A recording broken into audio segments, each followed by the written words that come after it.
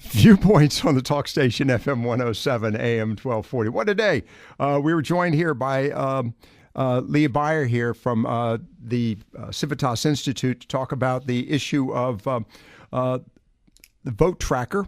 And I think this is an important product, and I'll explain to you why in just a moment. First, before we get to Leah, want to remind you about our sponsor for the day, Advanced Water Systems, the people that bring you Connecticut, folks that are practically reinventing water. And as always, to remind you about Advanced Water Systems, the source, the only source for all things Connecticut. Of course, the renowned non-electric water solution, as their water softeners are known, as well as a wide variety of reverse osmosis water purifiers and air purifiers.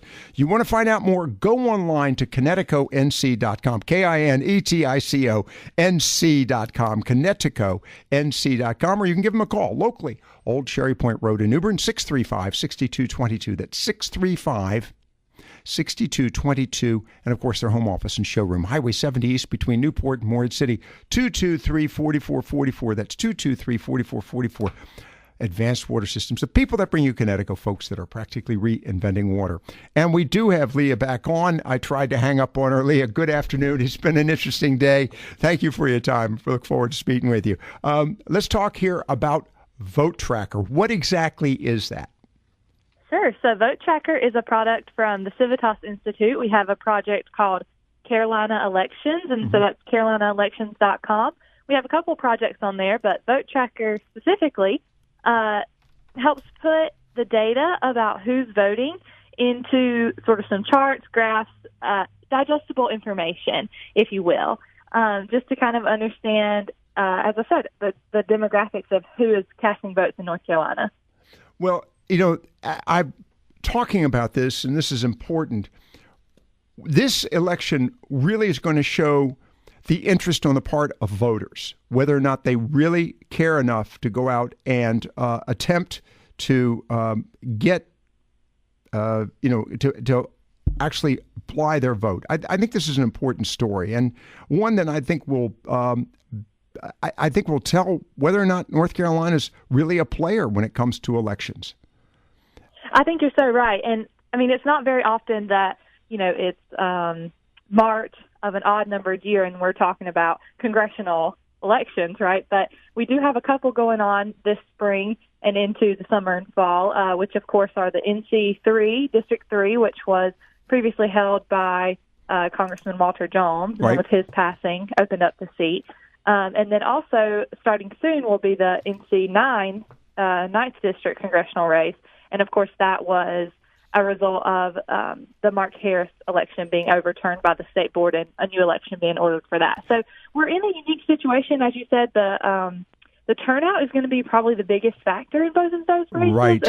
And even though there's two going on and some of the dates for early voting will overlap, they're not on the same day. Mm-hmm. And so each election really is its own entity in this season, and so we'll see how turnout is. It should be very revealing. Well, it's important, and what I'm going to say is, quite frankly, the two parties. I've got to throw the independents, the Greens, and the Constitutionalists in there as well, but particularly the Democrats and the Republicans. We're going to see how serious their organizations are.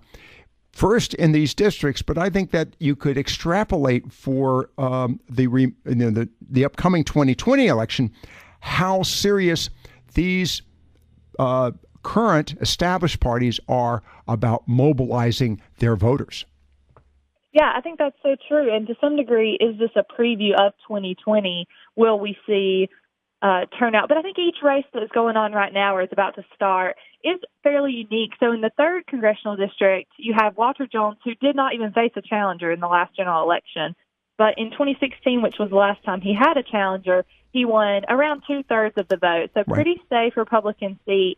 And then you have the 9th congressional district where Dan McCready has already ran a general election, right, and only very narrowly lost to Mark Harris the first time around. And on top of all the controversy and everything, it'll be interesting to see in that district if Republican voters are willing to forgive and forget. If affiliated voters that usually go with Republicans will be happy enough with the nominee to overlook the scandal.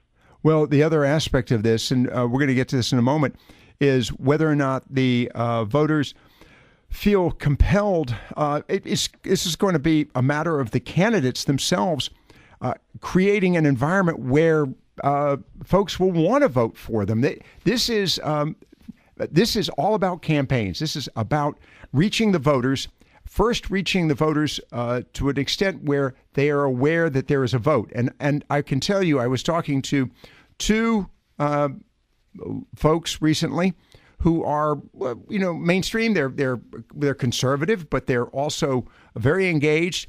And this is in my district, and they were not even aware there was an upcoming race. So they were surprised by that. And these are the kind of experiences that concern me. Getting the candidates to make contact with the voters, feeling that justification is that they're aware that there's a vote, and then seeing the parties trying to say you need to be out there, because without participation on the part of the voters, the boards of elections are wasting money.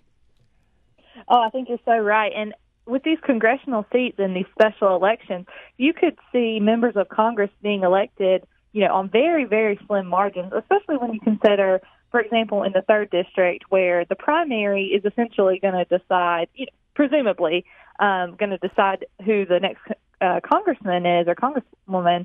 I think it'll be really hard for candidates to differentiate themselves just because of there are 17 Republicans running in that primary. So I think there's a lot of factors that will go into who's able to pull ahead of the pack, but right. Certainly there will be a lot of competition. Well, as we speak with you, Leah Byers with us this afternoon with the Civitas Institute. nccivitas.org is the website. We're talking with her about Vote Tracker. And Leah, I did look earlier this morning. As a matter of fact, according to Vote Tracker, one county has generated 2 absentee votes, and that was Craven County? Yes, that's correct. Wow. Yeah, so we have about 3 days worth of absentee ballot data at this point, and Vote Tracker data is updated every morning, but with the previous day's voter data, and that all comes directly from the State Board of Elections website. So it's all public record, but we just take it and put it into a form that is easy to understand and easy to visualize. But yeah, so after 3 days plus the weekend of absentee votes coming in, there's been 2 male Republicans from Craven County that have cast votes so far, but that'll pick up as people get their ballots and get them turned back in, and then there will be in-person early voting that starts on April 10th for that race, with the primary election day being April 30th. And of course, that's the other issue, is getting folks out to the polls. I go back to this comment of we're trying to make the voting easy and accessible. Yet you don't have people who are engaged. Even if it were easy and accessible, would they come? Would they vote? And almost to the point, I'm thinking, no, they've got to be motivated, and there are 2 parties to motivate to do the motivation. That is the candidates themselves and the parties. Now, that's the established parties. I think the independents, the constitutionalists and libertarians are going to have more of a challenge. They may get their party faithful out, but there aren't that many. But again, the Republicans and Democrats are going to have to work hard. I will say, and I'm just going to take another opportunity to remind folks, this coming Friday at 6 p.m. at Oranger Auditorium at Craven Community College, there will be a forum of candidates, and the Coastal Carolina Taxpayers Association is putting this on. No charge to the public. They are facing some significant expenses, I might add, but they felt that compelled to offer this opportunity, this environment, so that the public will find out more about the candidates. But as we prepare to wrap it up with you, Leah, it's a little disconcerting because here we are.